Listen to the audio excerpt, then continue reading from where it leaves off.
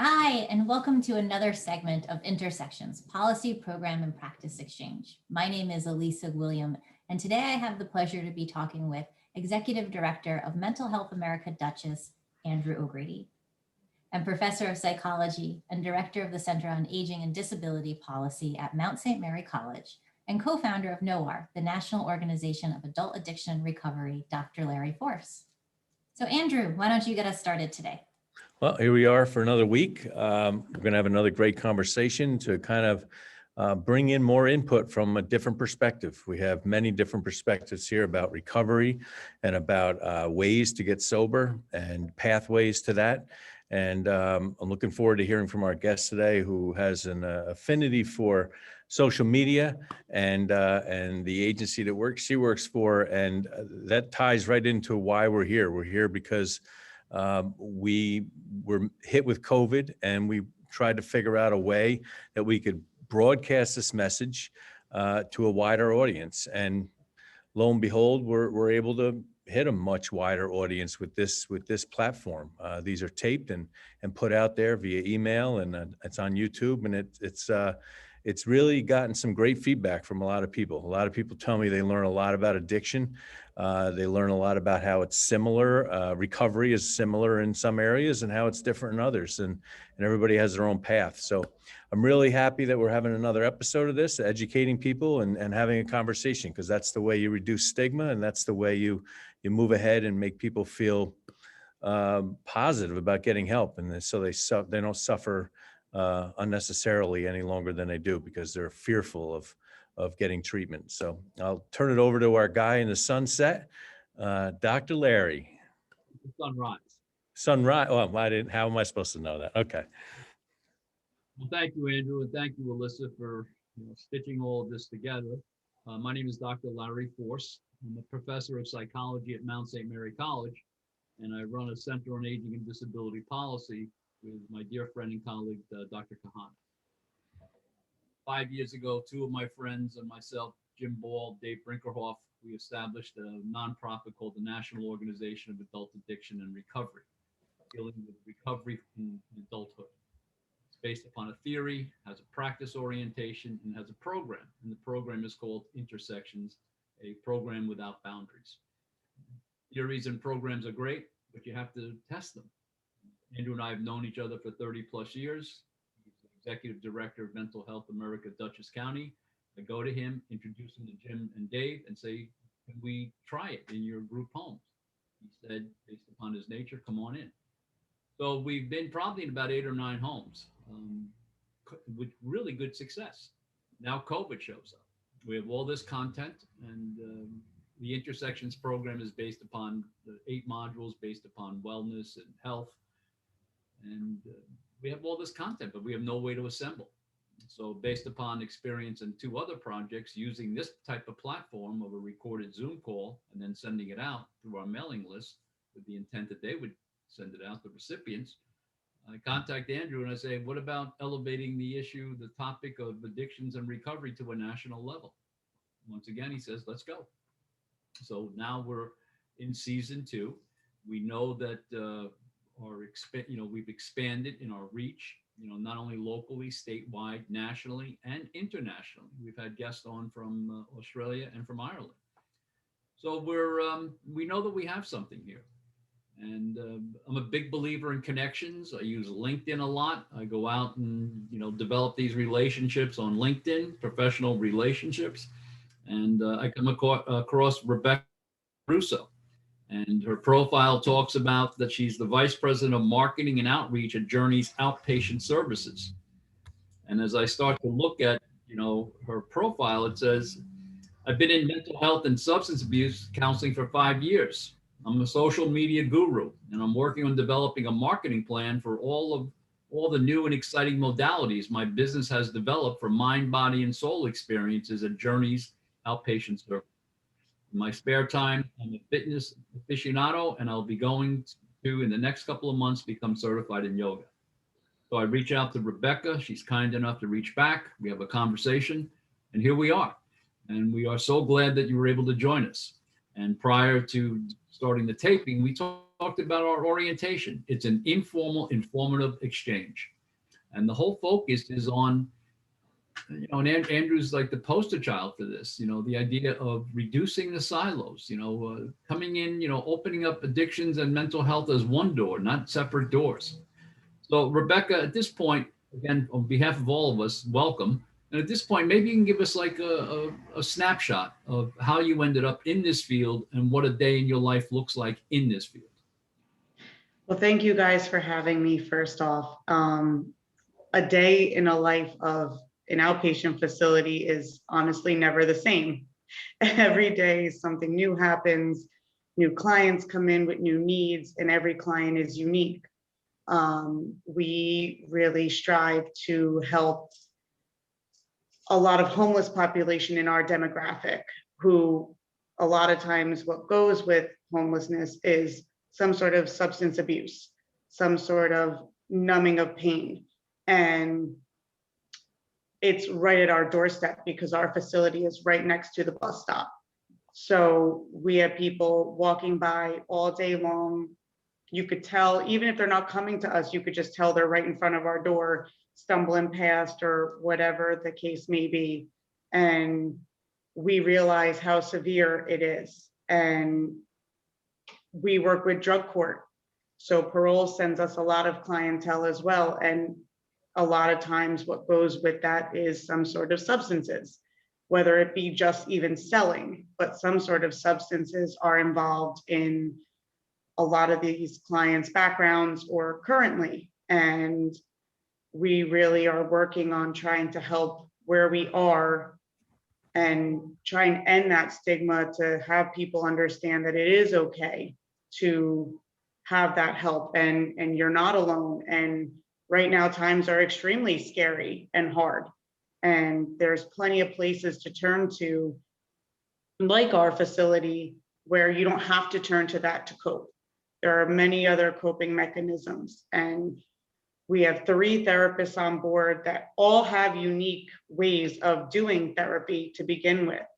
Each one of our therapy rooms, we actually even made and painted differently. So that way it's a different theme. And if a client really resonates with one of our rooms as a dream catcher room, so that might work well for some. We have a campfire room, which could work. We have a beach themed room and a butterfly room. So each room is themed to help the clients really feel comfortable and at home, to also make the therapy process easier, to make it a little more comfortable, because when you are comfortable, it's easier to really digest and take in the process, because it's a process. It doesn't work overnight.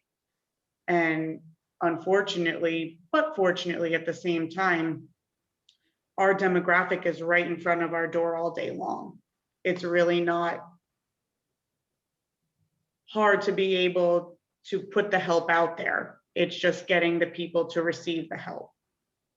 And all of our therapists are all on board. We have donations. We take donations in all manners for our thrift store, for our pantry, and our thrift store. A portion of our sales actually goes to help the organization Just Believe, which strictly works with the homeless. So we're giving money to an organization to help some people hopefully get off the street and find a place and buy a shirt for themselves, whatever the case may be. We have clients call us in crisis all the time that they're drinking, especially in the winter, they were drinking to stay warm. And they didn't know what else to do. It was the weekend and the warming centers were closed. And, they're calling us, they're like, listen, I'm drinking right now in a car because I don't know how else to stay warm. And that's their vice. That's what they've learned. And that's what their comfort is. And we really try to teach them, obviously, another way. The money you took to use alcohol, maybe you should buy a blanket or a sweatshirt, or, maybe we should work on finding a job, something small. Start small, but find some way to move up the ladder, to not feel like you have nowhere else to go but a car with alcohol. Or, our parolees, if you want to call them that, their nickname, that come in that have felonies of all sorts that sell, that use, that, their families come in all upset. And, we do family counseling for that as well. We do couple counseling for the same reason, because it affects everybody. Everybody in their life, it affects in one way or another. And it's hard when you're in the room having to hear the pain. But it makes it that much more powerful when you're able to break through, or you're able to kind of get to that moment with them. It's not easy, but when you have those breakthroughs, it makes it worth it. And you see how hard it really can be for people. And it makes us realize, listen, we think some of our problems are so bad. And you hear a session with some of them and you're like, I actually am very blessed at the end of the day. Sometimes it can really kind of give you that second thought to where you think today was such a bad day. And then you talk to them and you're like, you know what? No, that's wrong. It wasn't so bad at all. So that's kind of really what we're about, Your agency and our agency are very similar. We deal with the same typical population, very low income, many on probation, parole, many homeless. They've gotten to that point, and we hope to be able to get them back on track and get housed. We've had so many guests on here, and many of them work with varying populations. The bottom line is all the people we're working with, regardless of their demographic and how much money they have and what their potential has been in their life, is it boils down to one thing. Alcohol and substance abuse has led them to a path that is unsustainable. And so no matter where they come from, it's the interaction that we have as providers that hopefully move them in the right direction.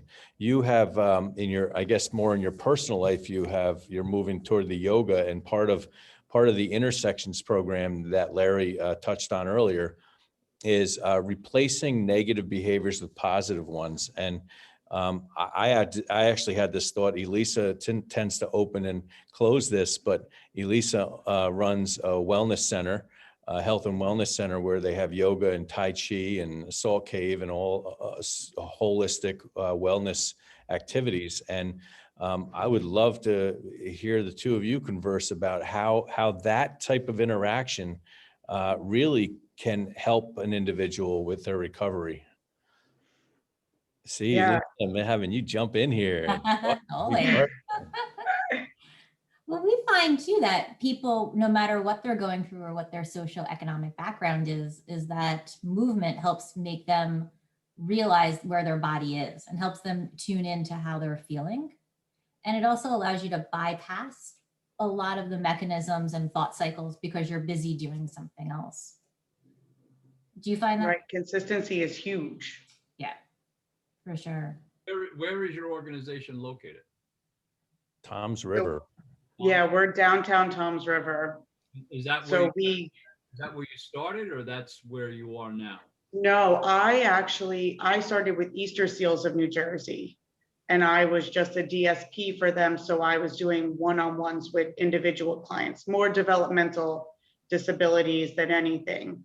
And then I found my way into being a residential counselor in a group home. And I was doing that for a while. And then I got more into the mental health aspect of all of this. And then I found my way into becoming a case manager in a partial care. And that's when I really got to see more of the substance abuse clientele in the partial care. And that's where I met my partner. And we talked for 2 years about doing our own thing. And then fast forward 2.5 or so years later, and Journeys came, and you mentioned the wellness. We do offer a whole wellness arena to us too.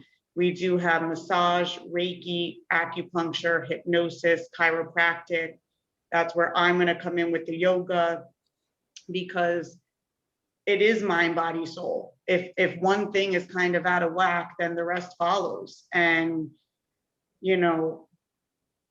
a lot of our clients, since we have all of that, and it is all through insurance except for hypnosis, a lot of our clients are booking right from their session to a Reiki session or to an acupuncture session. And it helps them have that little bit of extra, you can sit one-on-one with somebody and your emotions come up and you get very stirred up during a therapy session. And then you kind of release that more or less in the wellness arena.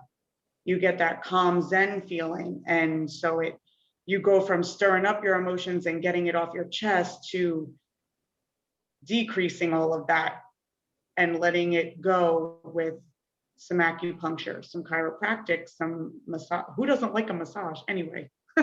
Honestly. You're doing all of this on site. Mm-hmm. And when people come in, their clients mandated by courts? Some of them, if they're on probation and parole, parole officers check up on them and whatnot. So they, for the most part, are the ones mandated. And then if a lot of the other times, because it's outpatient, it is people on their own that reach out and say, hey, I think I'm struggling, or I know my family member is struggling. So I have a place, maybe they can talk to somebody. And then their first meeting with a therapist is free. It's a free consultation. So then that's kind of more or less between the therapist and the client at that point to say, hey, yeah, you should definitely keep coming. Let's go this many days a week. Or, you know what, maybe a different avenue would fit for you. Maybe you should go somewhere else, or maybe you should try just the wellness stuff first. And then if it still feels, if you still feel like you need to talk, then we can try therapy. So Can people come in intermittently, or it's like a 6 to 8 week program that they come in? oh no, it can be yeah, you can come in for a couple weeks and then say, you know what, I'm busy right now. And if you ever want to come back, our door is always open. We don't have only parole where they're scheduled to come so many days for so long. That's really the only time it's required to have so much therapy. Well, I'm going to ask Lisa to bring up a picture because it really emphasizes our orientation. And the picture that she's going to bring up is a picture of a large psych center, the main building that's being torn down. And the tagline is mental health at its best, the way it should be. The idea of tearing down the walls. It's going to be replaced by residential housing and commercial development. But these psych centers were hidden up in, Dutchess County, Orange County, 90 miles outside of New York City. 100 years ago, they were developed. And that's the way that business was done. Psychiatric stigma, heavy medical, behavioral-oriented interventions. And now the treatment modality has changed. And the other picture I'm going to ask Alyssa to bring up, and Andrew can talk about it, the picture that really, I think, highlights what we believe in today. Not only ourselves, I practice solution focused. I'm a big believer in that solution focused perspective. And here comes a picture of what looks like a Liberty Bell, and Andrew will give you the background. Yeah, so it ties a little to what you were talking about, Rebecca. We have, so this is a bell that was forged from the chains and the shackles from all these state psychiatric centers. The founder of MHAs, I don't know if you have an MHA, Mental Health Association, or Mental Health America in your region or county, but this bell was, all the metal from these psychiatric centers were called for by the founder of MHA, Clifford Beers, and he was a psychiatric center patient for a while, and he finally got out and realized that it has to be done differently. This is not good. So we went from really opening everybody's eyes to the fact that people needed to be treated a little more humanely within these psych centers. But then another shift happened and the psych center started closing down, and we started doing a lot more community-based treatment where your case management came in to play that you were doing. And then little by little, the same thing happened in the developmental disability arena, and they started opening group homes and getting rid of these institutions. And little by little, it completely disappeared. I think the state of New York only has 2 state-run psychiatric centers now. One in Rockland County, they're talking about closing that one, and one out in Syracuse, I think, or Buffalo. And, you know, I think they went too far. I think there needs to be there is a need for this type of housing and oversight, but we've really shifted, and I've always been about, you know, breaking down the silos. And I think that, you know, from what you described, you worked as a case manager, you also worked in developmental disability arena, and now addiction. And you see that it's like, you know, you go in one door, even though you have a lot of mental health issues, many times you go seek treatment for mental health and they say, oh, you got to see somebody that treats addiction because, you know, you got to get that under control first. Meanwhile, they're drinking because of their mental health issue. And I think we as a providing community need to, you know, really need to look at that differently. And, you know, we should all be cross-trained in everything and deal with these things as they come and across our door, as opposed to moving people in another direction because they might not fall into our category. I don't know what your thoughts on that are, if that makes sense in your world. Oh, yeah, I agree, because I, on a regular basis, have clients saying that, you know, we deal with mental health with co-occurring, and we have clients that hear things, that see things, intrusive thoughts. And I can't imagine how scary that could be. And of course, you want to shut it off. So what do? You find something, and a lot of times that something tends to be some form of substance.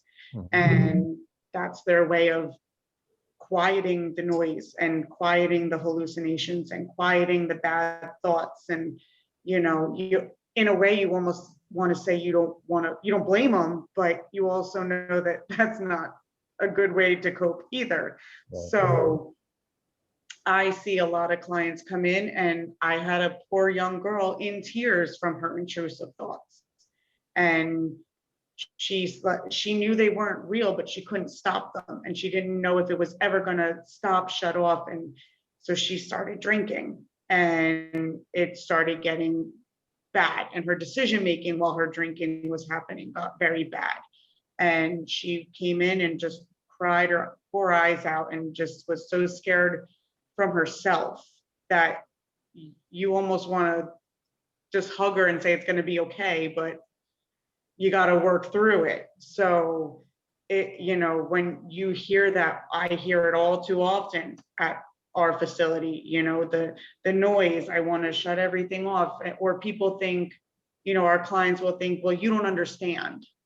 You don't understand what it's like. You haven't been there. And some of that might be true. Maybe I haven't had certain issues that they have, so to speak. But at the end of the day, there's ways to cope with everything. And you have to, you know, really take that work and do it. Yeah. We are very big on saying, you know what, we're leading you to the water, but you still have to drink yourself. We can give you all the tools. You still have to be the one to use them. We can't fix it, everything for you. We can't do it all for you. This is on you now. Talk all you want. We're here to help and listen, but you really do have to do the work. A lot of times, I think I've seen, at least in other facilities I've worked at, stuff kind of gets brushed under the rug. Clients' needs might be ignored, or it's one of those, you know, if you turn a blind eye, then you don't have to work on it. And at the end of the day, it's like a puzzle. And all the pieces have to get put into that puzzle in order for the person to really make that progress. And as each piece gets put in, more progress happens. And it's wonderful when you watch it happen, but you as the therapist or social worker, or whatever the case may be, really have to be that person to hand them that puzzle piece and say, you have to put it in. That's on you. And watch them do it and just hold their hand during it. You know, it's sad that there is a very big lack of help today. And you brought up housing, and that is actually something that gratefully we are able to now be able to offer probably by next year.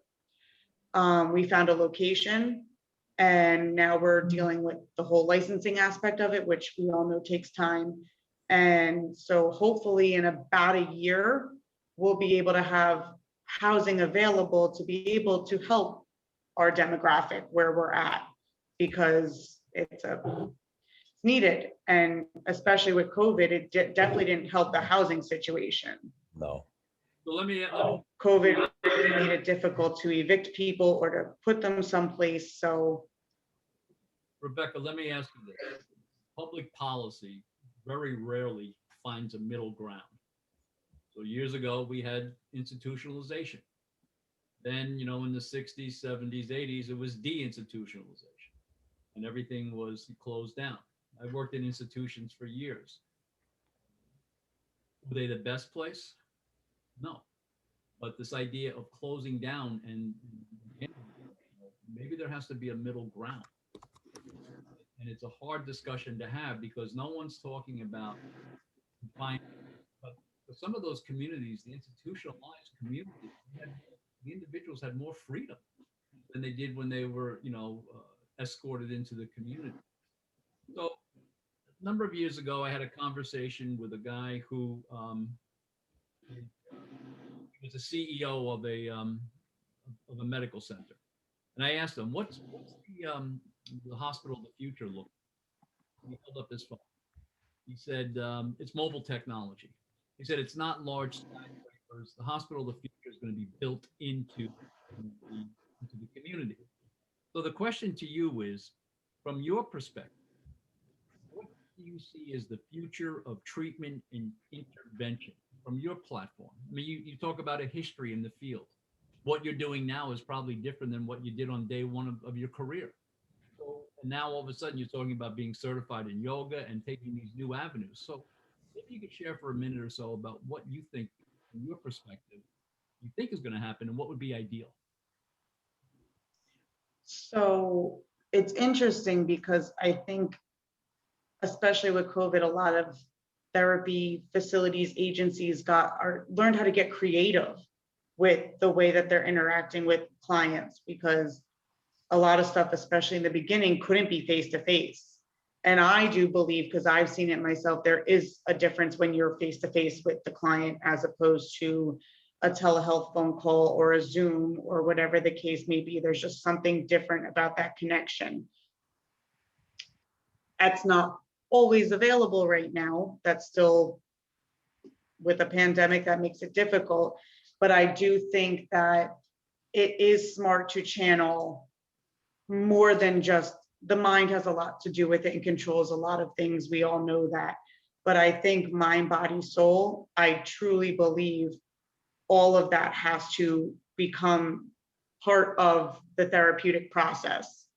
I think that is a huge way to get people to tune into themselves. And I hear more and more people saying, you know, coping skills, and I'm learning myself, and I'm taking time for me to learn who I am. And I think people are becoming more self-aware of who they are as a human.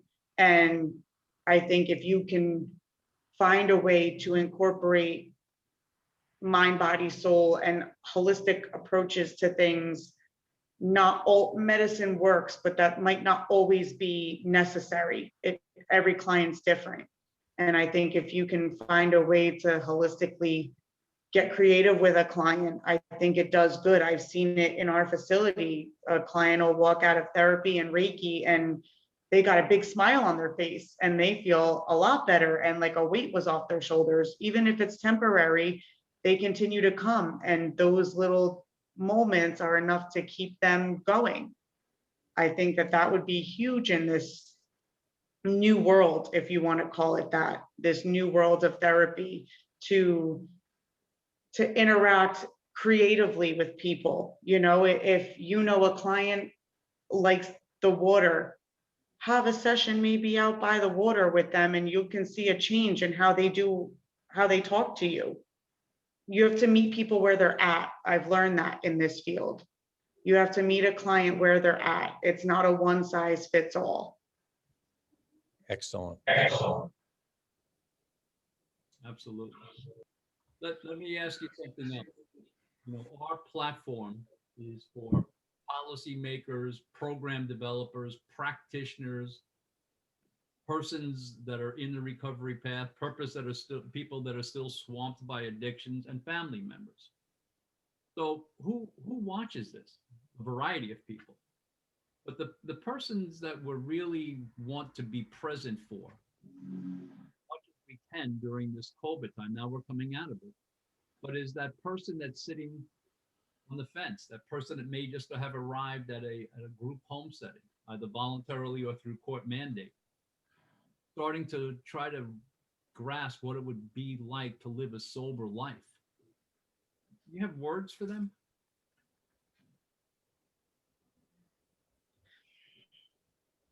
I think if it's one thing we've learned during this pandemic, it is adjusting. It is going with the flow. It is finding a way every day to reroute the life that we all knew.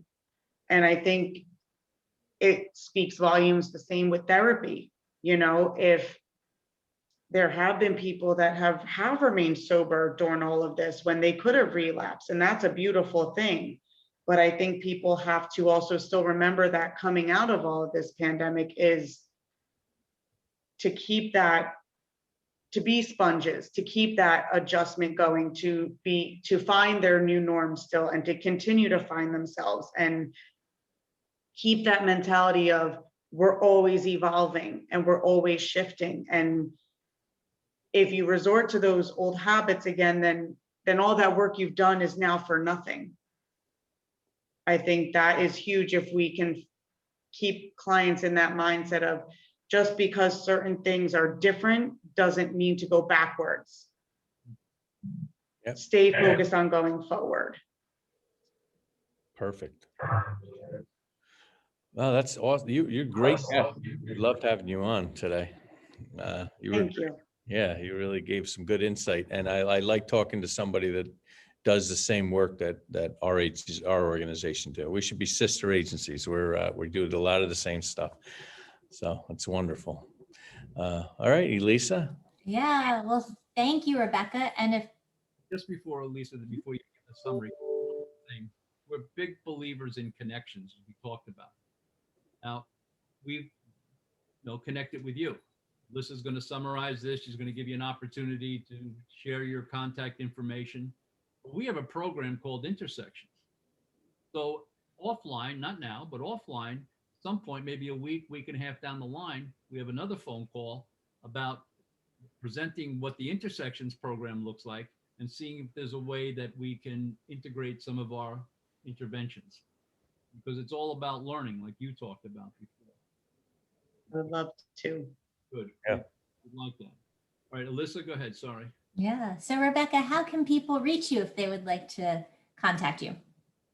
So my work phone number is 732-333-6844. And my email is marketing.journeysoutpatient@gmail.com. All right, well, excellent. And thank you so much for being here today. And thank you. If you'd like to watch this program again, share it with friends, or even leave a comment, log on to our website, www.intersections-exchange.org. There you can find our social media links and join our newsletter for further episodes. Until next week, take care.